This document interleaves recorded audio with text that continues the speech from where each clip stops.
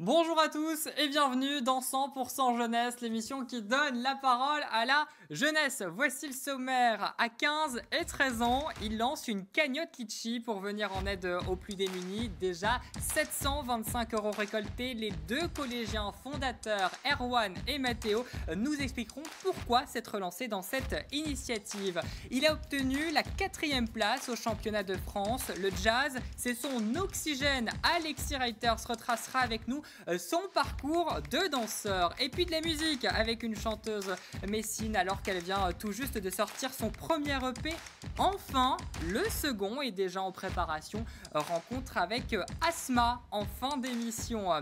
Installez-vous confortablement, prenez place. 100% jeunesse, ça commence maintenant.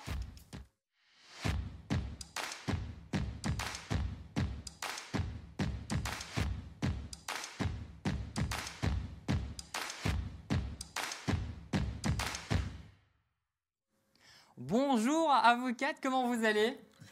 Ça va. Parfait, on y va pour une émission de 26 minutes. Alors, les élans de solidarité en ce moment, ils se multiplient, voire même ils triplent avec tout ce qui se passe un peu partout au niveau de l'actualité. Et ces initiatives solidaires comme la vôtre, Erwan, Mathéo, avant d'être simple camarade de classe, vous êtes avant tout amis de longue date, non ? Oui, c'est vrai. On s'est rencontrés en 5e et depuis, on est vraiment très proches. Et depuis, vous faites justement aussi des vidéos sur YouTube pour présenter des téléphones portables, des consoles de jeux. Racontez-nous un peu comment votre physio elle est actuellement d'actualité. On a eu l'idée de créer une chaîne. Ouais, c'est ça. Voilà. Pour parler de ce qu'on aime, la technologie en tout genre. Puis on s'est lancé, première vidéo, la PS5 et la Xbox. Sans montage, sans rien, on ne s'attendait pas à autant de vues, etc. Et donc, deuxième vidéo, on présente deux téléphones avec un peu plus de montage, un peu plus élaboré. Et puis après, on a continué à faire du comparatif finalement de numérique. Alors, c'est pas du tout pour ce projet que vous êtes réunis sur ce plateau, c'est pour autre chose carrément, c'est la solidarité. Pourquoi cette idée justement de vouloir aider les autres avec cette cagnotte Litchi ? Comment vous êtes arrivé à ce projet, vous qui finalement vous avez rien qui vous lancez d'office ? C'est quand j'ai croisé un SDF dans les rues et c'est rare d'en voir à Pont-à-Mousson. Donc j'en ai vu un et je me suis dit waouh, ça fait vraiment bizarre. Et pendant 2-3 jours, je me suis mis à cogiter et j'ai dit à Mathéo, viens, on crée une cagnotte en ligne. Et on donne des repas au SDF et il m'a dit oui. Il y a eu toute une réflexion sur ce projet, c'est ça ? Non, même pas. On s'est dit oui, allez, on y va. Oui, voilà, c'est ça. Et à partir de là, vous avez lancé la cagnotte Litchi, vous avez fait une vidéo sur YouTube. Et quand vous avez justement lancé cette cagnotte Litchi, quels étaient vos objectifs ? C'était pour aller aider les SDF en particulier, pour aider tout le monde ? Quels étaient justement ces objectifs premiers avant tout de cette cagnotte ? À la base, c'était de l'aide pour les SDF de Metz, parce qu'il y en a beaucoup plus qu'à Pont-à-Mousson, malheureusement. Et de montrer aux gens aussi que c'était simple d'aider les gens qui en ont besoin, enfin qui ont plus besoin que nous en tout cas, qui sont plus dans le besoin. Et on voulait vraiment le faire à fond, quoi. Et alors, vous me disiez tout à l'heure en off justement qu'en vue de la situation actuelle, on en parle beaucoup, la précarité étudiante, vous avez décidé d'élargir un peu le panel de vos bénéficiaires en distribuant également des futurs repas aux étudiants, c'est ça ? Oui, comme là maintenant on a assez d'argent, on s'était dit que dès qu'on arriverait vers 300-400 €, on pourrait faire les étudiants. Alors maintenant on est à 725 €. C'est inexplicable. C'est largement dépassé. Qu'est-ce que vous en pensez, vous, en tant que collégien, de la situation actuelle des étudiants et de cette précarité qui vous a fait justement intervenir sur cette cagnotte ? C'est vrai que ça touche vraiment tout le monde et on s'en rend compte. On ne pensait pas que les étudiants allaient être touchés, mais finalement ils le sont. Et ça fait vraiment peine de les voir comme ça. Alors, on l'a vu sur ces images, 725 € récoltés. Oui. Votre objectif, vous, c'était 300. C'est largement dépassé. Je présume que vous êtes largement satisfait de l'opération que vous avez menée, non ? Littéralement. Ouais, à la base, on ne s'attendait même pas à 300 €. On s'attendait à peut-être 20, 30, 40 €. Puis, dès le premier soir, on a atteint les 50 €. Puis ensuite, fil en aiguille, on est arrivé à 200. Puis ensuite, 300. Et là, hier, en un jour, on est passé de 318 € à 725. Énorme. Énorme, C'est incroyable. Il n'y Énorme. a pas de mots.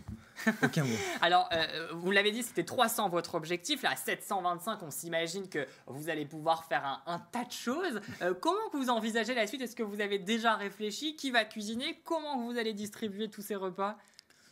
Qui va cuisiner? C'est mon cousin qui est cuisinier. Il a accepté de jouer le jeu et d'ailleurs je le remercie.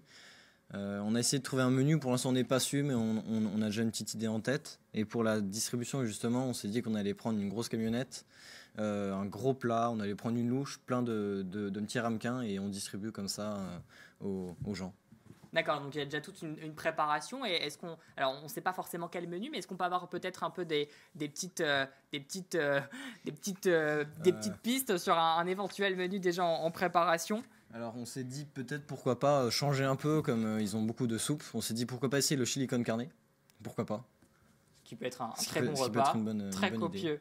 Oui, voilà. Bon, alors les garçons, moi ce que je vous propose, parce que la cagnotte, certes, elle est à 725, mais si on peut aller plus haut, allons plus haut finalement. Si moi je vous laisse 30 secondes pour donner envie à nos téléspectateurs de rejoindre votre projet en cotisant, en donnant 1 €, même 1 €, 50 centimes, c'est toujours ça.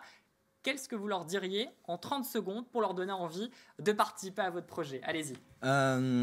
C'est pas nous qui en bénéficie, ce sont les gens dans la rue. Oui, c'est ça. Chaque geste compte, même 1 centime, c'est énorme. Si 20 personnes donnent 1 €, ça fait déjà 20 € et ça fait plus de 10 personnes servies. Et c'est... C'est énorme, quoi. voilà. Donc voilà, il faut aller donner de l'argent pour ce projet. Merci en tout cas à vous deux les garçons. On peut retrouver votre lien de la cagnotte Litchi sur notre site internet via moselle.tv, rubrique 100% jeunesse, et on prendra de vos nouvelles. Vous nous enverrez justement des vidéos du repas et de la distribution. On en profite également pour saluer les autres initiatives comme celle de Erwan et Mathéo qui sont entreprises un peu partout sur le territoire. On va le voir sur ces images de Jean Milon, l'association Abscis Émergence qui distribue des repas chaque vendredi soir dans le quartier de la Patrotte à Metz. Là, regardez, nous sommes en train de voir ces bénévoles en train de préparer ces repas, des repas qui seront distribués et amenés aux personnes dans le besoin, retraités, isolés ou encore même étudiants. Alors regardez, c'est quand même très très copieux, ça donne bien envie. C'est ce que vous allez faire, Erwan et Mathéo, d'ici les prochains jours. Et en plus de ça, regardez, c'est la jeunesse qui est à nouveau dans l'action avec un engagement sans faille. Alors si vous aussi vous êtes dans le besoin et si vous souhaitez, ou même vous souhaitez contribuer à cet élan de solidarité, retrouvez toutes les informations sur le profil Facebook qui s'affiche en bas de cet écran. Une autre initiative à présent du côté de Forbach, La Turbine, c'est un centre de coworking qui ouvre gratuitement son espace aux étudiants pour leur permettre justement de travailler dans de bonnes conditions, Wi-Fi, imprimante à disposition, permettre également de rompre avec la routine des cours en visioconférence depuis sa chambre, et on le sait à quel point c'est important cette période de s'aérer l'esprit. Alors vous le voyez, regardez, ils sont en plus quelques étudiants, donc ils ont beaucoup de place, et ils peuvent facilement travailler dans de très très bonnes conditions. Alors pour plus de renseignements et surtout pour pouvoir réserver un créneau, vous pouvez les joindre au 09 62 68 08 02. Le numéro s'affiche en bas de cet écran. Il faudra ainsi présenter une carte d'étudiant ou un certificat de scolarité en cours de validité. Alors on referme ce volet solidarité pour en ouvrir un autre, celui de la culture et du sport, parce que c'est vrai, la danse, c'est du sport, c'est ce que tu me confirmes, Alexis. Ah oui, c'est très physique et il faut avoir du cardio derrière. Donc il faut être assez endurant et assez sportif. Alors toi, on le voit peut-être pas forcément, mais tu es en tenue de danseur, en tenue d'entraînement de danse. Tu as 17 ans maintenant, et ça fait 15 ans que tu danses.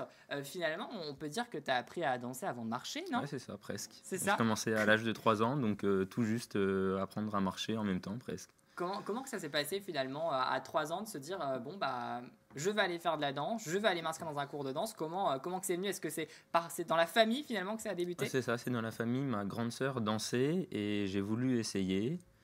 Puis j'ai été charrié, je voulais arrêter au milieu d'année. En fin de compte, je me suis réinscrit l'année d'après et j'ai jamais arrêté.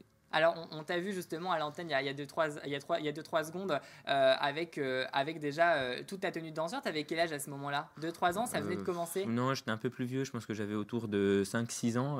Ah sur oui, les déjà, photos. quand même, 2-3 années d'expérience Oui, voilà. dans la danse. Et ce qui est marrant, c'est que toi, quand t'as commencé justement la danse, t'avais un objectif particulier. Est-ce que tu t'en rappelles? C'était porter les filles, on m'a C'est dit. ça. C'était très drôle. Pourquoi cet objectif? Je sais pas du tout. C'est ce qu'on m'a raconté. J'en ai pas vaguement le souvenir de dire ça, mais voilà. On peut dire que l'objectif a été atteint. Oui, clairement. Après 15 ans. Après 15 oui. ans de danse, le projet est réussi. Alors, tu es passé par la danse classique, les claquettes, le contemporain. Maintenant, tu fais du jazz. Qu'est-ce qui alimente justement cette motivation, cet oxygène de la danse? Pourquoi danser tout le temps? Danser tout le temps, personnellement, ça me fait du bien. Ça me permet de m'évader, de couper avec le monde qui m'entoure et d'être ailleurs. Mais aussi, ça donne de la joie aux personnes qui sont autour de moi. Parce que je ne veux pas traiter des sujets tristes, c'est pas ce que j'aime. Donc, toutes mes chorés de concours en solo, j'essaye de traiter un truc joyeux où je fais l'imbécile sur scène pour que les gens rigolent et s'évadent avec moi et partent dans un autre monde, entre guillemets, avec moi. Alors, on va en parler justement de toutes ces compétitions que tu as fait. Tu es quand même quatrième, tu as eu la 4e place dans le championnat de France, c'est pas rien. Mais là, on le voit, tu es en plein entraînement sur ces images. Comment que ça se passe un peu un entraînement d'un danseur avec quand même un bon niveau comme le tien? Souvent on arrive un peu en avance, 5-10 minutes avant le cours, pour commencer à s'étirer, s'échauffer les appuis. Après, on commence le cours avec la prof et on fait un bon échauffement avec ce qu'on appelle des pliés, des dégagés. Donc, c'est des trucs de base pour revoir les positionnements du corps et tout. Il y a étirement et renforcement musculaire au niveau des abdos, surtout. Très, très bonne condition. Voilà, il faut tenir en planche, les abdos, ça y va. Et après, on fait soit du travail technique, donc tout ce qui est saut, tour... pour les chorés, soit on apprend une chorégraphie sur une musique ou on travaille les chorés de concours pour se préparer après. Alors justement, on a demandé à ta prof de jazz, Sarah, je pense que tu la connais bien, ce qu'elle pense de toi. Je vous propose tout simplement qu'on l'écoute. C'est quelqu'un de travailleur, d'investi dans ce qu'il fait. Il a vraiment cette envie de bien faire. Et parfois d'ailleurs, je suis obligée de le tempérer. Mais c'est peut-être les caractères de garçon, ça. Il a vraiment envie, il aime pas quand il n'y arrive pas. Donc des fois, je le vois quand je travaille avec une autre soliste, par exemple, je le vois derrière en train de refaire 1000 fois le même mouvement pour être sûr d'y arriver. Et ça, c'est quelque chose que j'aime. La ténacité, la détermination, ça serait pas un peu la clé de la réussite pour un danseur? Je pense que c'est la clé de la réussite dans tout, clairement. Parce que si on n'est pas déterminé, il n'y a pas d'envie derrière, donc ça sert à rien, entre guillemets, ça sert à rien d'y aller si on n'a pas envie. Donc moi j'y vais avec envie et je veux réussir parce que sinon je suis déçu de moi-même. Et même si j'ai une mauvaise place entre guillemets ou un mauvais résultat, je serai fier parce que j'aurai donné les clés derrière et j'aurai bossé à fond derrière. Tu auras tout donné finalement pour réussir. Et ça paye parce que quand on voit justement tous ces diplômes que tu as ramenés avec toi, ces médailles, peut-être que tu peux nous en présenter quelques-unes pour nous dire voilà, que finalement tu en as fait des compétitions. On commence par laquelle? C'est peut-être laquelle médaille tu es la plus fière à aujourd'hui?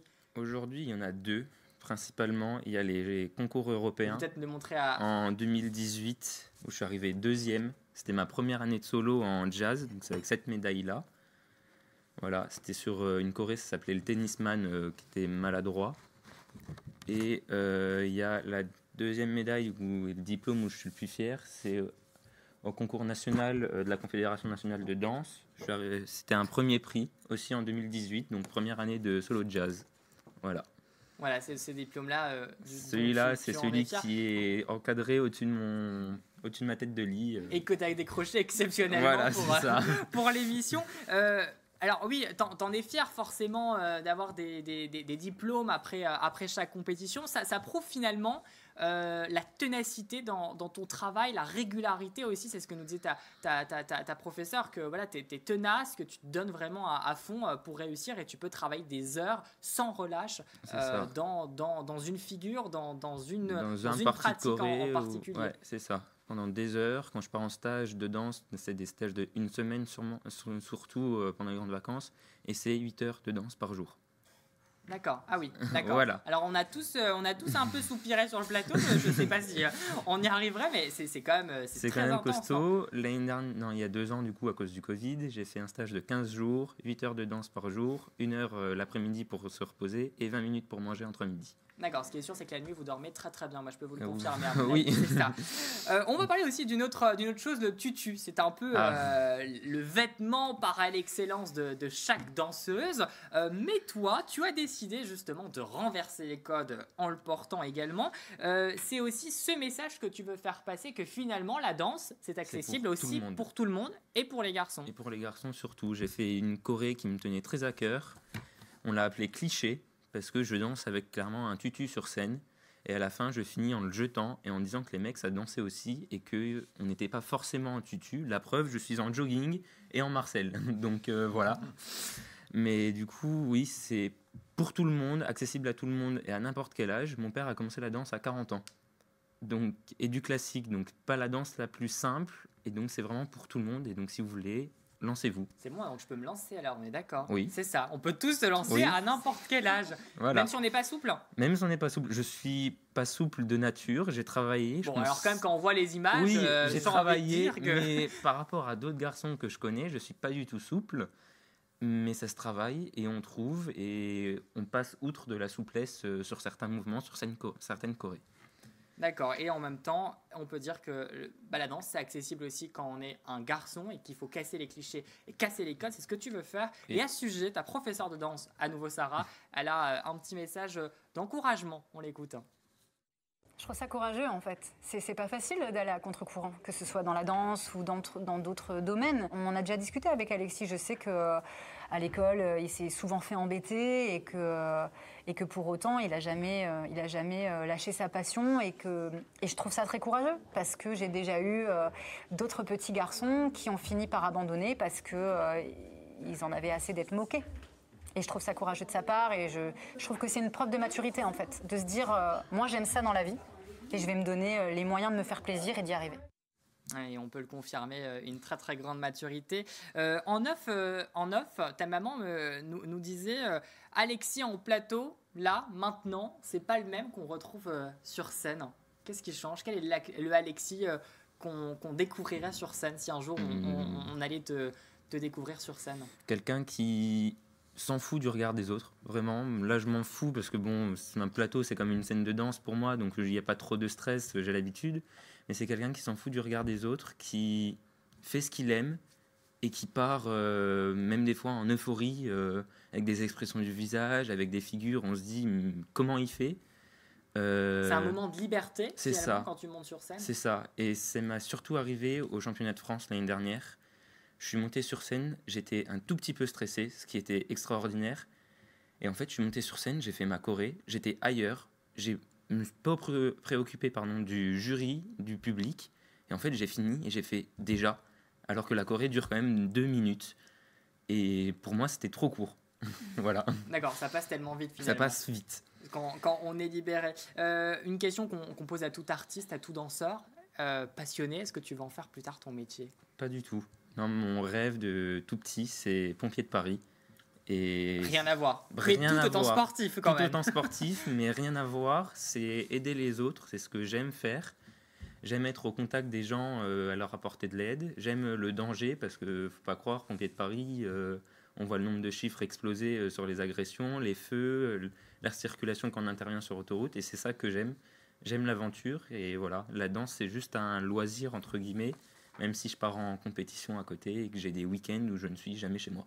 Bon, Alexis, on va te souhaiter bonne aventure. Merci. Pour la suite, merci infiniment. On peut suivre justement toutes tes aventures et tout ton parcours sur ton compte Instagram. On l'a donné. On va pouvoir aller découvrir tout ce que tu fais sur Alexis-8 Writers. Ça s'affiche en bas de cet écran. Vous pourrez aller faire un petit tour. Toi aussi, Asma, tu as commencé par la danse, c'est ça? Exactement. Donc, je faisais pas la même chose. Moi, j'ai commencé avec la danse hip-hop pendant de longues années. Donc, on avait un groupe de danse qui a émergé à Bellecroix, dans le quartier de Bellecroix, que des filles. Et puis, au fur et à mesure des années, j'ai arrêté la danse, mais j'ai continué dans l'événementiel à organiser des battles de danse, des compétitions, etc., avec tout un collectif. Une jeune fille très engagée, encore une fois, et tu as continué notamment dans la musique. Exactement. C'est pourquoi tu es réunie aujourd'hui. C'est ça. Qu'est-ce qui te passionne à travers la musique? Est-ce que c'est un complément de la danse? Alors, j'ai toujours été dans le milieu culturel, hip-hop, culture urbaine, musique R&B. Donc, je suis une chanteuse de R&B, soul. Et j'ai toujours été une grande passionnée de la chanson. Sauf que plus jeune, l'effet de groupe m'a plutôt dirigée vers la danse. Et c'est vrai que je me suis toujours concentrée sur les projets artistiques des autres artistes et pas le mien. Et c'est pour ça que mon premier projet s'appelle Enfin. C'est important de penser à soi. C'est ça. Et ça me fait du bien. Alors, ça fait du bien de penser.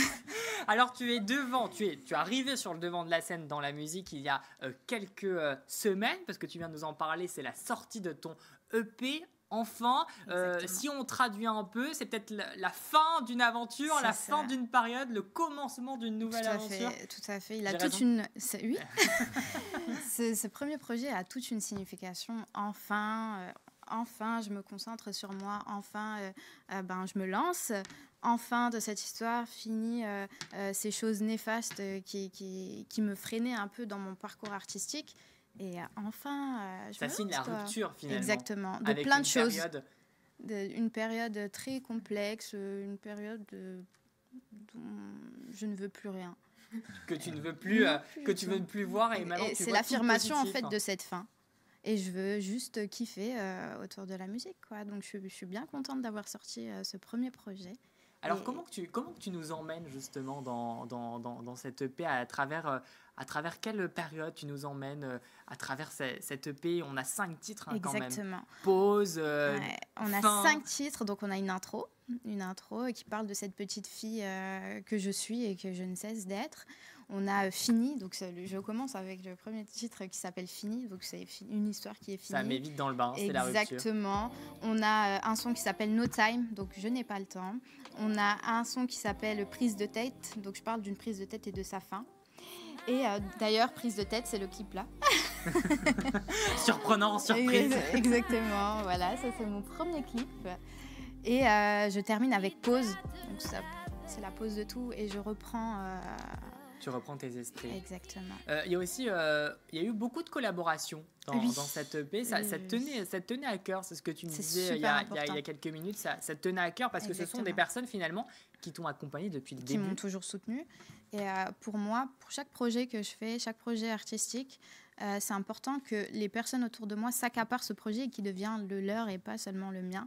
Et du coup, il y a eu de belles collabs. Donc, j'ai travaillé avec des beatmakers. J'ai travaillé... je ne sais pas si vous savez ce que c'est un beatmaker. C'est ceux qui font les instruments, voilà, les prods. J'ai travaillé avec un saxophoniste qui est Narbo. J'ai travaillé avec des producteurs sur Paris et ici. Et j'ai travaillé avec un rappeur, mon featuring, qui s'appelle Black VS, qui est un rappeur de Metz et qui ne m'a jamais lâché depuis que je suis toute jeune, qui a écrit mes premières chansons d'ailleurs. Et c'était important pour moi de collaborer avec lui sur ce premier projet. C'était un moyen de les remercier. Exactement, et de leur dire on y est. On tous y est, ensemble. c'est enfin. Ouais, et on enfin. Débute cette aventure. Et on débute, exactement. Alors, tu fais les choses très rapides finalement. Le EP vient de sortir il y a quelques semaines, mais le second est déjà en préparation, voire quasiment dans les bacs. Pourquoi finalement cette rapidité des choses, très rapidement? Parce que j'ai envie de faire et j'ai envie de kiffer, j'ai tellement de choses à dire, tellement de choses à faire vivre, tellement de choses à transmettre à travers la musique que c'est important pour moi de sortir ce deuxième projet. Le premier projet a pris du temps, ça fait 1 an qu'on travaille dessus, tandis que le deuxième projet... Ça s'est enchaîné aussi rapidement. Exactement, ça a été très compliqué avec la période Covid, parce qu'on aurait aimé pouvoir sortir ce projet autrement et pouvoir organiser des événements autour de ça. Mais disons que... j'enchaîne parce que je kiffe en fait. Alors, tout artiste, quand il sort un EP, un disque ou je ne sais quoi, même en danse, on a envie de le présenter au public. C'est quand même quelque chose de très très fort. Alors malheureusement, la culture en ce moment, c'est un peu compliqué. complexe. Les salles de spectacle, on espère qu'elles vont pouvoir réouvrir très prochainement. Comment que tu vas présenter cette EP? Est-ce que tu as déjà des concerts en visioconférence? Medimome, c'est peut-être pas forcément la meilleure solution, mais c'est ce qui nous reste finalement Exactement. aujourd'hui. Est-ce que tu l'envisages? Alors, on est en train de travailler, c'est un peu la petite surprise qu'on fait au public, sur des petits lives où on reprend des sons qui ont été choisis par le public, qui ont été plus écoutés que d'autres, etc. Donc, le public vote, mes petits Instagrammeurs. Et du coup, avec ma petite équipe, on prépare des petites sessions live qu'on partage sur Instagram. Et l'idée, c'est vraiment de faire kiffer, même si c'est pas du live, mais C'est du live ouais, c'est ça. un peu différé, on peut dire C'est du ça. live différé, mais bon, Exactement. l'ambiance est quand même là. Mais en C'est tout ça. cas, nous, on va avoir la chance d'avoir un vrai live ici sur le plateau. On est réunis. Alors, Asma, tu nous parlais tout à l'heure d'introduction dans ton EP. C'est un peu, ça représente finalement la fille que tu Tout à es fait. aujourd'hui. La rêveuse, Et on va te proposer justement d'introduire cette musique. Super. C'est quand tu veux. On envoie le son. On envoie.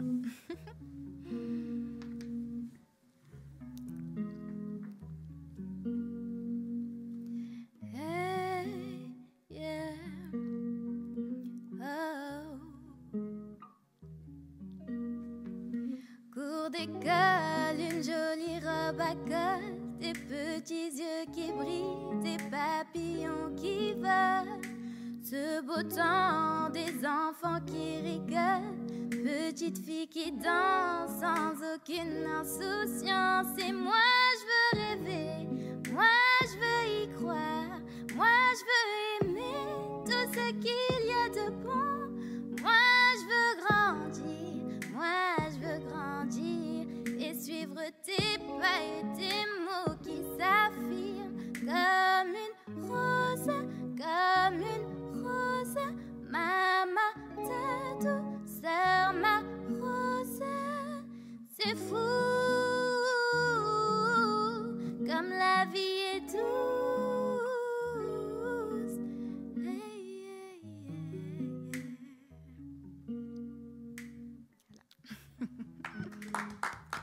Bravo Asma, merci pour ce moment de live. On peut bien évidemment aller découvrir ton EP sur toutes les plateformes légales de téléchargement. Un EP enfin, et vous l'avez compris, le prochain arrive très prochainement.